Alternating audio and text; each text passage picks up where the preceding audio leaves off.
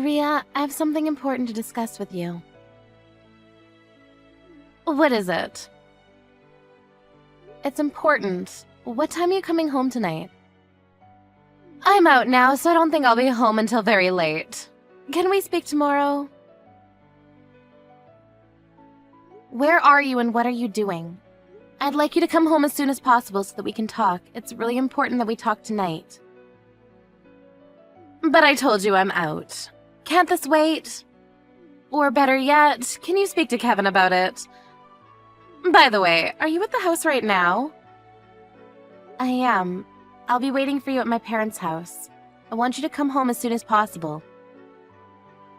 Where's Kevin today? He's still at work and hasn't come home yet. Where are you now? Do I have to tell you that? I don't think that's something that I need to share with you. Where you go is not my business, but if it's not that important, I'd like you to prioritize family today. I'd like you to come home right away. What's going on? If it's so urgent, can't you just tell me now? Fine, I'll ask you over chat. What did you do with my father's bank book? Huh? What bank book are you talking about? You know what I'm talking about, right? The fact that you're lying about it means that you're guilty. I was shocked to find out what you did, and used all of his money without asking for permission. I have no idea what you're talking about. You're being ludicrous. Can you ask Kevin about it? Don't involve Kevin. We know that you did it on your own. If you're not going to confess, we could just report it to the police. Is that a threat? Why are you making such a big deal about a lost bank book? Your father has gone senile and he probably lost his bank book. I'm sure of it. I'm sure he's not even looking for it. My father is not senile and he also suspects that you took his bank book from him. You don't know that he's senile because you don't live with him. He's very forgetful these days. The issue is not whether my father is forgetful or not. We found the missing bank book in your room. What? Well, if you found it, what's the problem? The room also belongs to Kevin. I'm not the only one that uses that room. How could you go into our room without permission? That's an invasion of privacy. You're the one committing a crime here, not me. You don't seem to get it. My father called me to say that his bank book was missing, and then I spoke to Kevin about it. So you already spoke to Kevin then? If you already got in touch with him, why get in touch with me too? Kevin gave me permission to go into your room. Well, I certainly didn't give you permission to go through my stuff. And I found the missing bank book in one of the drawers. You took the bank book that had the most money in it. And I saw that you had taken all the money out. What did you do with the money? Why are you asking me? I don't know. I'm sure that your father used the money for something and forgot about it. Either way, this has nothing to do with me. I see. If that's how you're going to play it. My father is clearly in distress because of what you did to him. You used up all the money that he had saved for his post-retirement.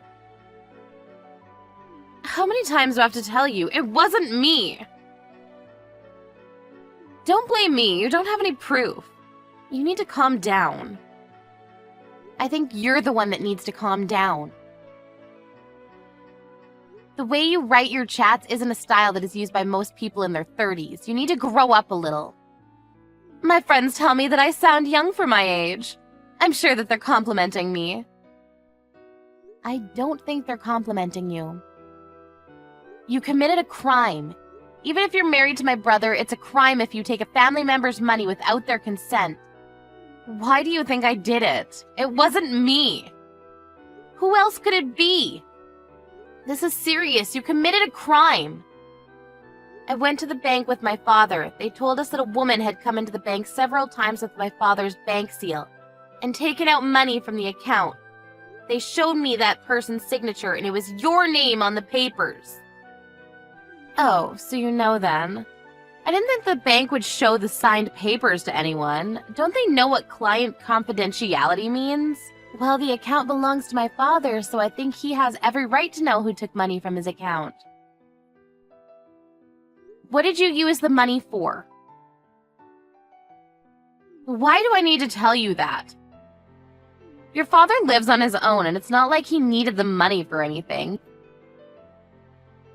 He doesn't have to provide for your mother anymore, and Kevin pays some money to your father as rent, so he won't miss any of the money that I spent.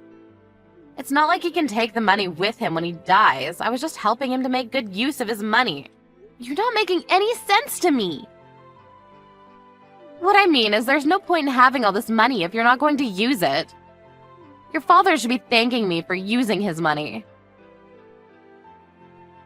I really don't understand your logic. It makes no sense to me. You committed a serious crime and I'm going to report it to the police. But this is a family matter. Why do you need to bring the police into this? I live under the same roof as your father, so his things are mine and my things are his. It's okay to share because we're family. The police won't take this seriously. Considering the amount that you stole, this is a big deal. I think that it makes sense to involve the police because my father never agreed to give you his money. I've already spoken to Kevin about this. Well, I'm sure that Kevin can pay back your father from his salary. It's not a big deal. I don't work, so I can't pay back the money even if I wanted to. Is this a joke to you? Do you think that this is funny? Like I said earlier, I only spent the money because your father had no use for it. I did him a favor. I'm sure that if your father understands where I'm coming from, he'd want to thank me. So you have no remorse for what you did. You stole money and you have the nerve to say that you did something good? You're unbelievable, you know that? You're not listening to me. I've been listening, but you're not making any sense. And my father tells me that you're always out and never at the house. If you don't work, what do you do all day? That's not something that I need to share with you. You don't help with the chores at all, so my father's been taking care of the house on his own. You don't even cook for my father or Kevin. They eat takeout every night. Do you even care about their health? Do I have to prepare the meals by myself? I buy their dinner and leave it on the table so they can eat it when they like. What's the problem here? I had no idea that you and your father were saying mean things about me behind my back. I'm very hurt. I know that you're at the casino right now. What? I know that you have a gambling addiction. Kevin told me about it, and he also told me that you promised that you'd stop gambling when you guys got engaged. Kevin believes that you've been keeping your promise to him, but if he knew that you were at the casino right now, what would he think of you? What casino are you at? Fine, I won't deny it. I'm at the casino. I didn't win any money today, so I'm taking a break and chatting with you. You're delusional. Kevin is also crazy for falling in love with you. You were his first serious girlfriend, so he didn't know any better. Kevin loves me for who I am. Kevin has agreed to take this matter to the police. I'm sure that Kevin will talk to you after he gets off work, but he wants to divorce you. So you should be prepared for that. Huh? A divorce? Kevin would never leave me. He loves me too much. I don't think that Kevin feels the same way. What? Kevin did love you very much, but when he found out that you stole his father's money, he was shocked to see the least. And if he finds out that you're still gambling, basically he married a liar. So you used our father's hard-earned money on gambling. It's unforgivable. Look, I haven't spoken to Kevin yet, and you're putting words in his mouth. I'm going to clear the air with Kevin when I see him later.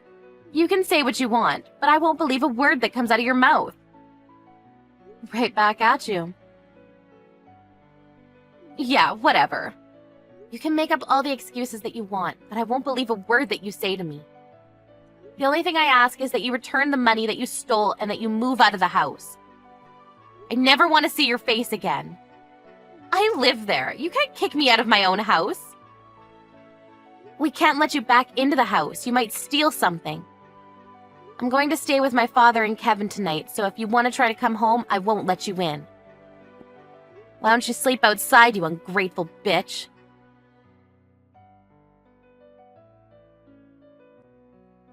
Rhea came home from the casino, but her sister-in-law Ariel wouldn't let her into the house. She was taken to the police station after Ariel called the police on her. Kevin apologized to his father for what his wife had done. After a family discussion, Kevin decided to divorce Rhea and report the stealing of his father's money to the police. Rhea didn't have a place to live, a job, or any savings, so she was desperate to get Kevin to forgive her and take her back. But Kevin no longer wanted anything to do with her and shut her out completely. It seems that a difficult future lies ahead for Rhea.